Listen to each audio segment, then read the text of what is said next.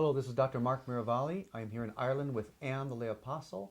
We are discussing Volume 2, the Conversations with the Eucharistic Heart of Jesus. I would like to read to you the August 26th, 2003 message and then ask for Anne's commentary. These are the words of our Lord Jesus. Children, I want to speak with you about obedience. I, as your God, am obedient to you. I protect you when I am asked. I render assistance when I am prevailed upon. I created a beautiful world for you to learn about love, so you might earn your heaven. I, your God, am doing my part. I am asking you now to do your part. I speak only from concern, my children.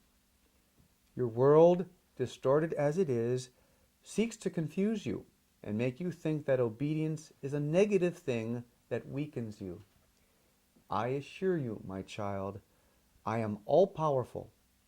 I am Jesus Christ, and if you look at my time in your world, you will see that I was obedient to all whose obedience had called upon me.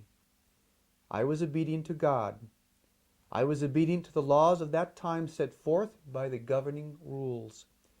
I was obedient to the religious authorities. I was also obedient to my parents. If you study my life, you will see a life of holy obedience and meekness. And yet, a man with more power never walked the face of your earth. There is great strength in obedience, and I want to show that to all of you. Come to me in the sacrament of the Eucharist, and I will teach you about obedience, revealing its beauty and the strength that lies with this misunderstood virtue. What am I asking of you, you might wonder?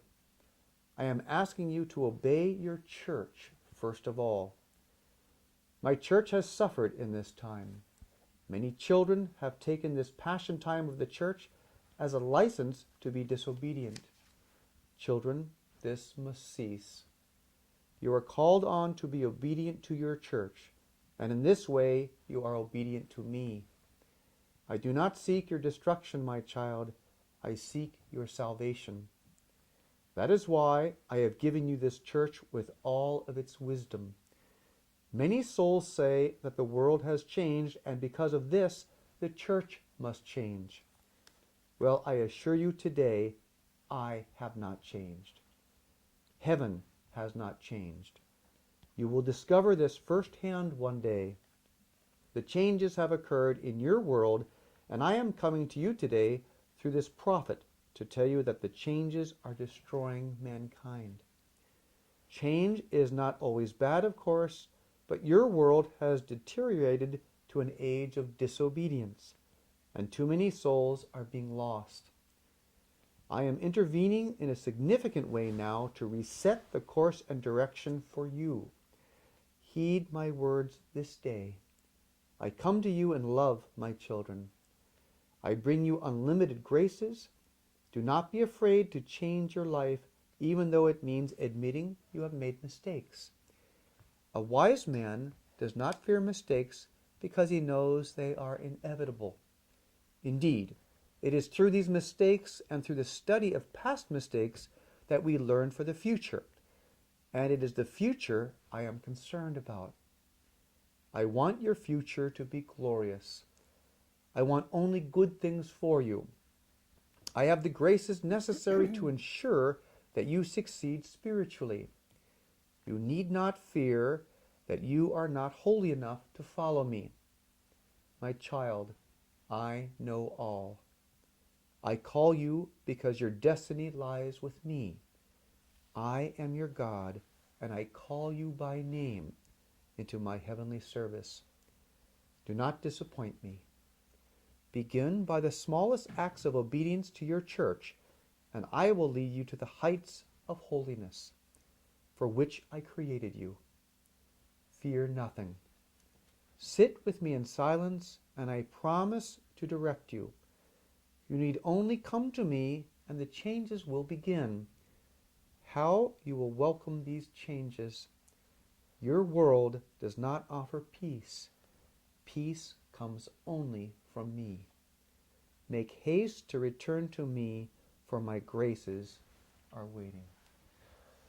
Holy obedience, fruits for the church. Comment for us, Anne, if you will. The Lord speaks now, as always. This is what he always does. He says, here, look, do it like I did it. Now, how did I live my life? I was obedient in my life. He says, there was never a man who walked the face of the earth who had more power. And yet Jesus was meek and obedient. Okay, he was obedient to God. He was obedient to the laws of the time. He was obedient to his the religious authorities, and he was obedient to his parents. So the Lord shows us a life of obedience, of holy obedience. The word obedience, because we live in an age of disobedience, the word obedience has these negative, connotations. Like the idea of being obedient is considered weak. They right away equate obedience with the failure to think for yourself. When the reality is the opposite. How hard is it to commit sin? How hard is it to do what you want to do? To reject the Lord and do it? That's quite easy. It's a lot more difficult to police yourself and to remain within the spirit of obedience. That's the challenge. That's what takes real strength. Right, yeah. There's no lack of human dignity for the human mind to grant the divine mind is greater and to use the human will to submit to it. That's not irrational. It's super rational in the sense elevated. That we're saying. Exactly. Yeah. It raises us to a higher level. It doesn't demean us. That's right. We go towards the angels, not towards the animals, with an act of obedience to God. That's right. When the opposite is also true, when we departed. So there's great strength, and you have to be really tough. Okay, now Jesus is really, really calling for a spirit of obedience to his church. And I remember somebody saying to me once, well, we're allowed to question and challenge and, reform and stuff. And I thought about that. Well, sure, but we have enough of those. Everybody's got an opinion on how it should be done. And yet here the Lord chose this Holy Father, at this time Pope Benedict XVI. We need to let him do his job. And we need to do our job. So if somebody says to me, in authority, I'd like you to reform the church. Well, great, I'll roll up my sleeves on that. Until then, I'm called to follow. And I think as this lay apostolate is called to a profound spirit of obedience to the magisterium of the church, and I see that in the lay apostles, that's evidenced by their spirits everywhere in the world, which gives me great joy, because it gives the Lord great joy. So this apostolate is called into a spirit of obedience to the church, and the Lord has given us the graces for that. I have to comment that there is, kind of an extraordinary arrogance in this time. And, I guess that is probably present in every time. But the arrogance in this time, I think, has to look pretty profound from heaven's view. We think that we have,